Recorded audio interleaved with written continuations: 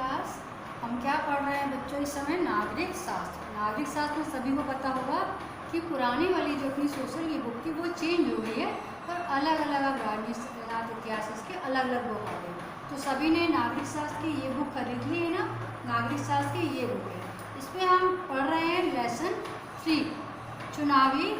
क्या है लेसन 3 में? क्या है आपका? सबसे पहले हमें लोकतांत्रिक राजनीति के अंतर्गत कौन कौन से अध्ययन, इसमें केवल 4 दिए गए हैं जिसमें हमने प्रमुख तीसरे लेसन में हम आ गए हैं। और तीसरा लेसन है चुनावी राजनीति।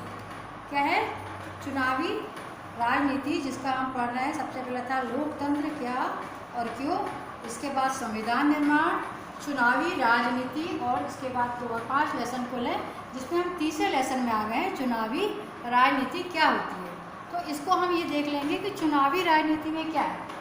अब जैसे कल हमने पढ़ लिया कि चुनाव किस तरह से होते हैं, किसका कैसे चयन किया जाता है ना, और उसमें प्रतिनिधि कैसे चुनते हैं, कौन संविधान को किसने बनाया। अब आज हम पढ़ रहे हैं इसका आरक्षित निर्वाचन क्षेत्र।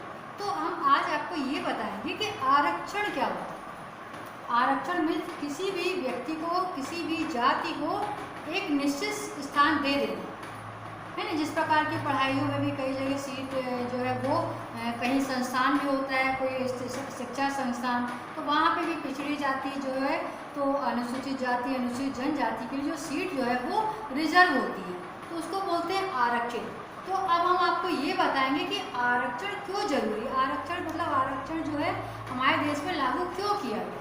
तो चूंकि हमारा संविधान ऐसा था कि इसे प्रत्येक नागरिक को अपना प्रतिनिधि चुनने का और जनप्रतिनिधि के तौर पर चुने जाने का अधिकार देता है। हमारे संविधान में हर व्यक्ति है जो चुनाव में खड़ा हो सकता है, लोग उसको वोट करके चुनाव में जिता भी सकते हैं। लेकिन संविधान में हमारे जो लोग थे तो उन्होंने ये देखा कि इस तरह से जो ऊंचे समूह के लोग हैं, जिनके पास जो हर तरह से संपन्न है, शिक्षा है, धन है, तो वो लोग तो चुनाव में खड़े हो जाएंगे और हमेशा जीत भी जाएंगे और सत्ता उन्हीं के पास रहेगी। लेकिन कुछ जो पिछड़ा समूह है हमारा, अनुसूचित जाति और अनुसूचित जनजाति का, वो लोग तो हमेशा क्या रहेंगे?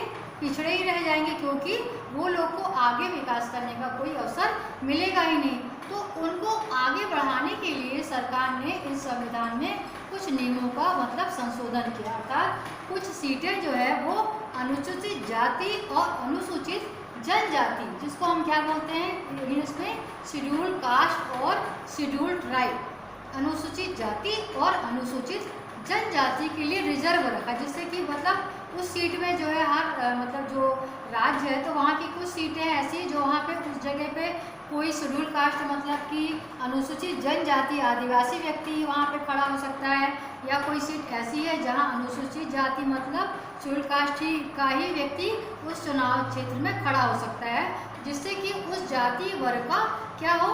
विकास हो। इसलिए संविधान में ऐसी व्यवस्था की गई आरक्षण की कि उस जगह कुछ सीटें अनुसूचित जाति और अनुसूचित जनजाति के लिए रखा गया। तो इसलिए इसको हम कहते हैं आरक्षित निर्वाचन क्षेत्र। तो हमारा संविधान जो है वो प्रत्येक नागरिक को अपना प्रतिनिधि चुनने का क्या देता है और जनप्रतिनिधि के तौर पर चुने जाने का अधिकार देता है। लेकिन संविधान को क्या चिंता थी कि चुनावी मुकाबले में कुछ कमजोर जो वर्ग है, समूह है, उनके लोग तो कभी लोकसभा और विधानसभा में कभी पहुंच ही नहीं पाएंगे। मतलब इस तरह से यदि होता तो बस सामान्य वर्ग वाले ही आगे आते और पिछड़े जातों को तो कभी आगे आने का मौका ही नहीं मिलता। तो उन्होंने संसाधन वाले प्रभावशाली लोग उनको चुनाव जीतने से रोक भी सकते थे, जो साधन संपन्न थे। तो अगर ऐसा होगा तो संसद और विधानसभाओं में हमारी आबादी का एक बड़ा हिस्सा कि उसको तो आवाज़ ही नहीं पहुंच पाएगी, है ना। इसलिए हमारे जो लोकतांत्रिक प्रतिनिधित्व का चरित्र कमजोर हो जाएगा और यह व्यवस्था कम लोकतांत्रिक होगी। और इसी कारण कुछ चुनाव क्षेत्र में क्या हुआ? अनुसूचित तथा कुछ में अनुसूचित जनजाति के लिए क्या की गई? आरक्षित की गई, मतलब वहाँ की सीट रिजर्व की गई। अब लोकसभा की 84 सीटें देखिए, जैसे कि हमने लिखा है लोकसभा की 84 सीटें अनुसूचित जाति मतलब शेड्यूल कास्ट के लिए और 47 सीटें अनुसूचित जनजाति के लिए आरक्षित हैं। ठीक है। और कमजोर समूहों के लिए आरक्षण की यह व्यवस्था, इसको क्या बोलते हैं, आरक्षण। आरक्षण की यह व्यवस्था बाद में जिला और स्थानीय स्तर पर भी लागू की गई। शुरू में केंद्र ने लागू की, उसके बाद ये मतलब स्थानीय स्तर पर भी और जिले स्तर पर भी ये व्यवस्था राज्यों में भी लागू की गई। और अब ग्रामीण पंचायतों और शहरी जो नगर पालिका है, नगर निगम है, और जो स्थानीय निकायों के जो चुनाव होते हैं पार्षद इत्यादि के, उसमें भी यह व्यवस्था लागू कर दी गई है। अन्य पिछड़े वर्गों के लिए भी यह आरक्षण लागू हो गया है। अतः हर राज्य में आरक्षित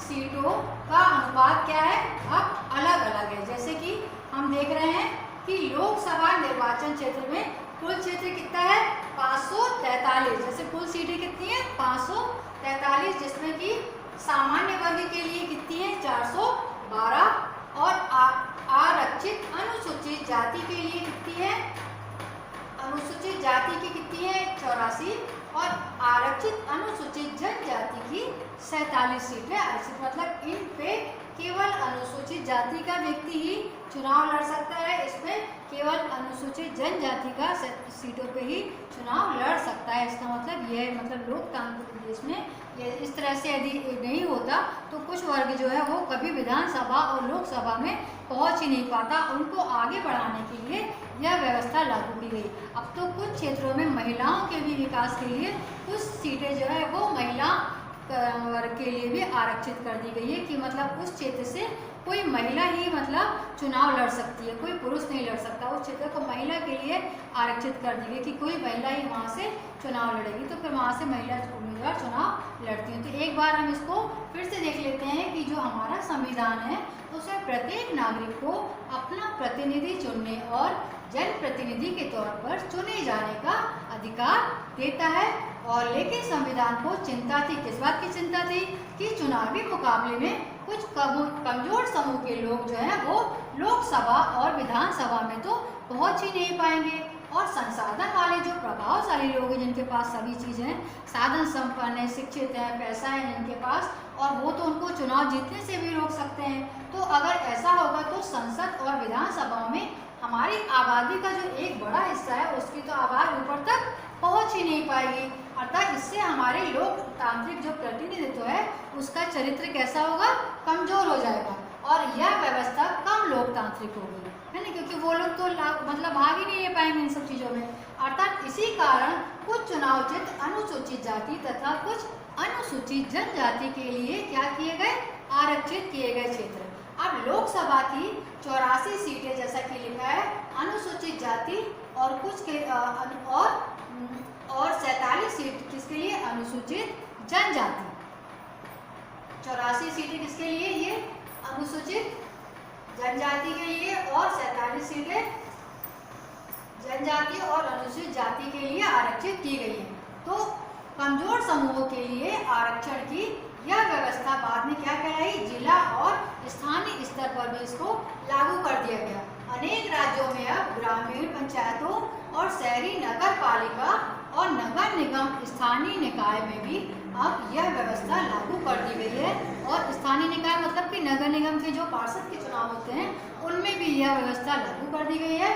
और हर राज्य में आरक्षित सीटों का जो अनुपात है वो क्या है, अलग अलग है। मतलब हर राज्य में, इसका जरूरी नहीं कि सब जगह एक सा है, हर राज्य में आरक्षित सीटों का अनुपात अलग अलग है। तो आज आपने पढ़ लिया कि आरक्षित निर्वाचन क्षेत्र। अब हम पढ़ेंगे निर्वाचन कैसे किया जाता है, मतलब जो निर्वाचित होते हैं, जो नामांकन चुनाव के लिए जो नामांकन फॉर्म भरते हैं, तो उसकी क्या क्या शर्तें होती, क्या हर व्यक्ति नामांकन भर सकता है चुनाव के लिए कि नहीं भर सकता, तो उसकी क्या योग्यता होती है, देने वाले की क्या योग्यता होती है, और जो चुनाव में खड़ा होता है उसकी क्या योग्यता होती है।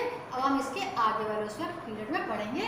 आज हम ये पढ़ लिए कि आरक्षित निर्वाचन क्षेत्र क्या होता है। अब आपको समझ में आ गया ना आरक्षित कैसे हो गया, मतलब क्यों वहाँ पे पिछड़े वर्ग खड़े हो सकते हैं, है ना, क्यों वहाँ पे अनुसूचित जनजाति के लोग खड़े हो सकते हैं, ये हमने आज के उसमें पढ़ लिया। तो समझ में आ गया आरक्षित सीट क्या होती है। तो आज हमने पढ़ा आरक्षित निर्वाचन क्षेत्र चुनावी रणनीति के अंतर्गत आज हमने ये पढ़ लिया। तो इसको आप अपनी कॉपी में चाहे तो लिखते जाइए, क्योंकि ये हम प्रमुख जो नोट्स हैं वो आपकी बुक से बीच बीच से निकाल के आपको लिखवा रहे हैं। तो इसको आप चाहे तो अपनी कॉपी में लिख भी सकते हैं, बाद में इसके क्वेश्चन आंसर हम करवाएंगे। तो ठीक है, आज के लिए इतना ही बच्चों। अब आप इसको पढ़िए, आरक्षण क्या होता है, इसके बाद का हम नेक्स्ट उसमें पढ़ाएंगे। Thank you.